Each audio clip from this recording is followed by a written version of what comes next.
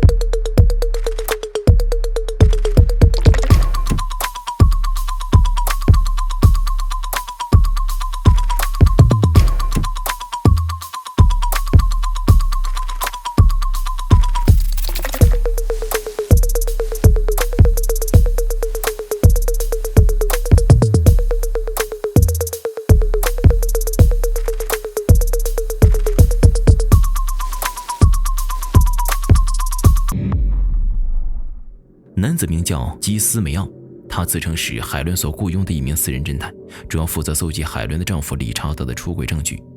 梅奥表示，雇主海伦发现了理查德出轨的事实后，曾和理查德发生过争执，并且随后为了争取3个孩子的抚养权，两人闹得不可开交。在11月18日，雇主海伦最后一次从德国飞回美国后，他就再也没有出现。为了寻找雇主，在随后的时间，梅奥对理查德进行了多日监视，他越发感觉到了视线的不对劲，因此赶紧来警局寻求警长的帮助。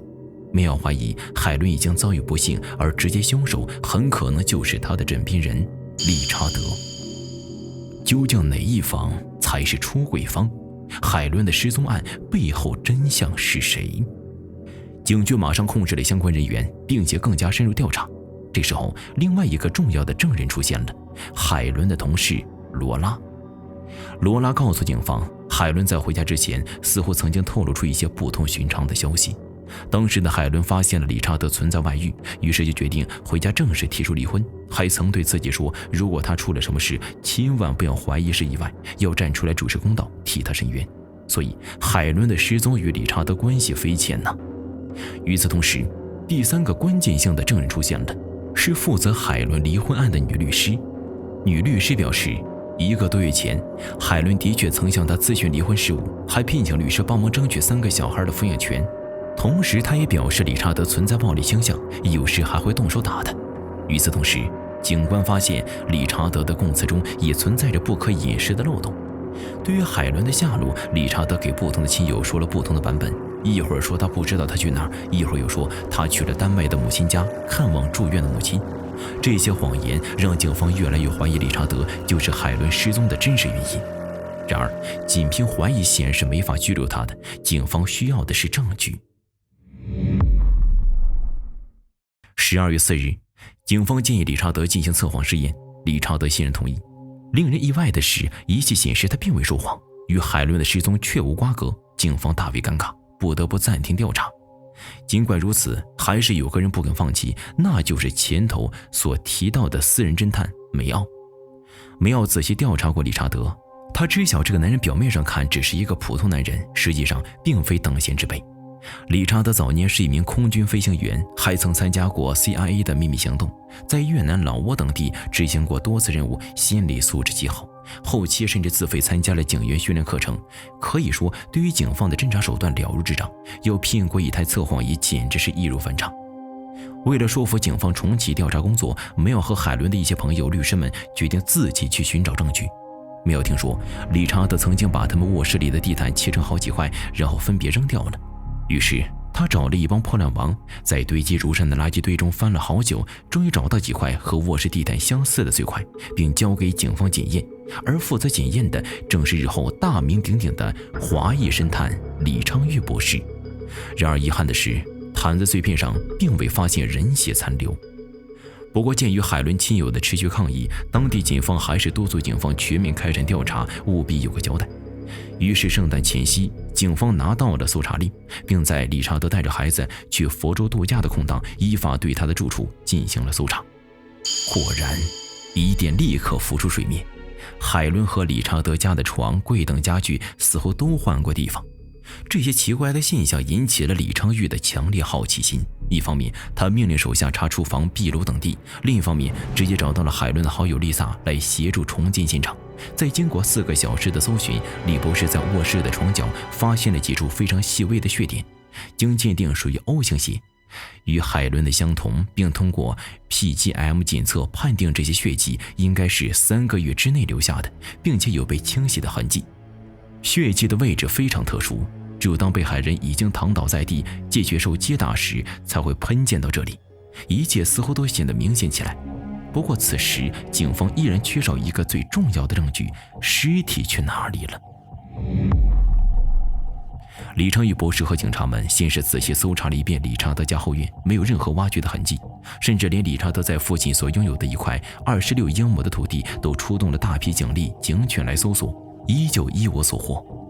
警察们除了用特殊训练的警犬辨别尸体的气味外，还使用穿透地面的雷达侦测地底是否曾被翻动挖掘过，同时还派出飞机在上空用红外线侦测尸体腐化过程中散发的热能，以断定地底是否藏有尸体。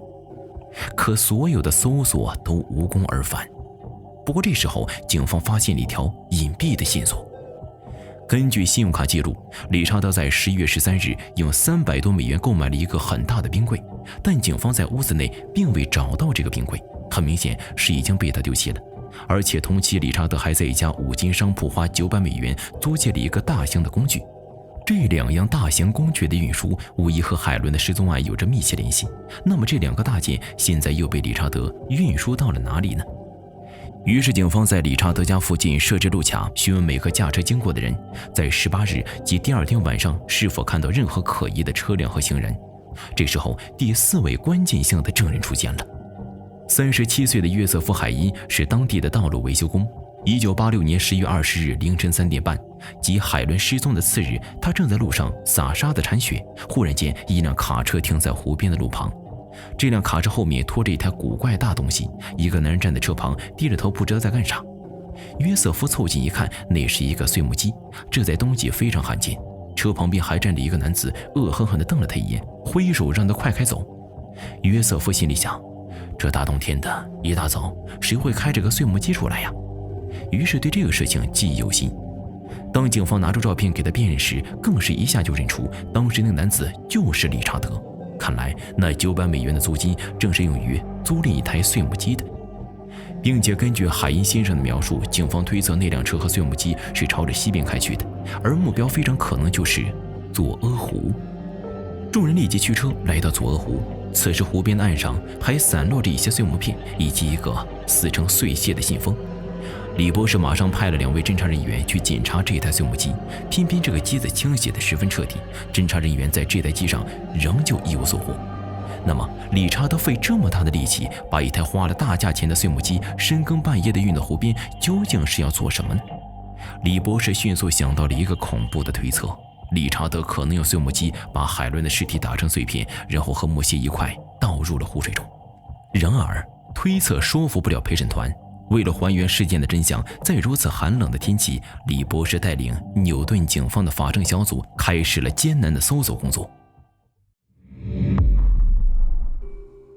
首先，博士认为，这台碎木机在排出碎屑时，大概会抛出到15尺以外地方。像理查德这样一个前中情局人员，一定会在湖边找地方停放碎木机，而最适合停放碎木机的地方就是地面平坦，距湖面不超过15尺，而且无树木或其他障碍物遮挡地方。根据这一条件，李昌钰博士找出了8个可能停放碎木机地方。众所周知，碎木机在弹抛失屑时一定会在湖边留下一些碎屑，因此博士认为，只要对这些地方加以融雪，相信一定会找到想要的证据。这是一项困难重重、进展缓慢的大工程。李昌钰博士动用化验室的所有人员，加上新镇警察局及警政厅的刑警，一共几百人，轮流在湖边融雪收集证据。他们每天从早到晚工作10多个小时，将雪堆中捞起可疑物品，再统一清洗辨识。渐渐的，一个脚趾头被捞了出来，然后是半截手指，接着又是一颗牙齿。越来越多的人体组织碎片被鉴别出来。最终，警方找到了2660段人体毛发、69片碎骨、2颗牙齿、1小块头骨、手指甲和脚趾甲各1片，而这些也许就是海伦留在人间的全部。除了以上的组织之外，警方派遣的蛙人在湖底还搜索到了一把电锯。找到一把电锯实在不稀奇，侦查人员正打算将电锯丢回湖中，但此时李博士提出了一个猜测。会不会是理查德先用电锯将海伦尸体切成几段，再送入碎木机内呢？为了证实猜测，李昌钰博士将电锯拿回化验室检验，并在电锯中找到了一些人体组织以及和海伦睡衣颜色相同的纤维。尽管电锯上的序列号已经被人抹去，但韦里登的刑事科学技术实验室还是成功还原出了序列号，并通过存根及理查德的信用卡比对，证实了这个凶器的确属于理查德。检察官认为证据充足，于是逮捕了理查德。偏偏这个男人依旧不肯伏法，即使在刑警拘提时，只不屑地讲了一句话：“你们说人是我杀的，有本事就证实给我看。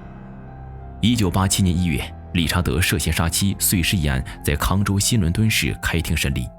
为了对碎木机灭尸的设定进行比对，李博士等人特地以一只100多磅的猪进行了对照试验。经过比对，碎木机弹出猪骨碎片与湖边现场的人骨碎片形状完全一样，呈现多边切割的痕迹。然而，头发经碎木机切磨后又是什么样子呢？猪鬃与人发完全不一样，不能作为比对标准。为了让对照组更精确，李博士甚至将自己女儿头发剪了一部分进行试验。经过切刀装置绞切的头发果然留下拉扯的痕迹，与湖畔收集的头发一模一样。与此同时，李博士等一批法证人员也向法庭还原了案发经过。11月18日晚上8时，海伦到了卧室，换上了她最喜爱的蓝绿色睡衣，顺手将一封信放入睡衣口袋内，准备躺在床上看信。此时理查德进入房间，两人为离婚发生争执。理查德趁其不备，用重物击打了他头部，这一击将他打倒跪在地上。理查德随后又补上一击，海伦头部血流如注，并有7点血迹喷到床边。在其倒地之后，理查德继续打击，直至其死亡。随后，他把海伦的遗体用床单包裹起来，并放入冰柜保存，同时还用浴室的毛巾清洗地毯上的大便血迹。次日一早，理查德将染有血迹地毯全部卷起丢弃，并用电锯、碎木机处理尸体。接着，他将海伦的汽车停到飞机场，以转移警方的目标。即使理查德认为自己的手法天衣无缝，即使这是一宗无尸奇案，警方依旧用碎木机、电锯和组织残片为其下落，给出了令人信服的答案。然而，在12名陪审员中，有1名陪审员死活不肯同意其他人的意见，最终让陪审团无法达成一致意见，法官不得不宣布此次审判无效。1990年1月，案件再次开庭，新组建的陪审团经过讨论，一致认定理查德犯有谋杀罪，并判处其50年徒刑。杭州碎木街杀人案总算告一段落，这宗无尸奇案也成为了李昌钰博士职业生涯中最具有代表性的案件。20多年，李昌钰处理8000多个案子，让整个美国警界服气，也让全世界凶手睡不着觉。他的那句“变不可能为可能”也成为了所有人铭记的话。尽管他的酬劳已高达1万美元1小时，可他的心思却没放在赚钱上。每年有2万多案子会找到他，李昌钰博士会接手其中的300-400件，而且大部分都是义务劳动，分文不取。在李昌钰博士以及警察的眼中，那些恶魔终将无所遁形。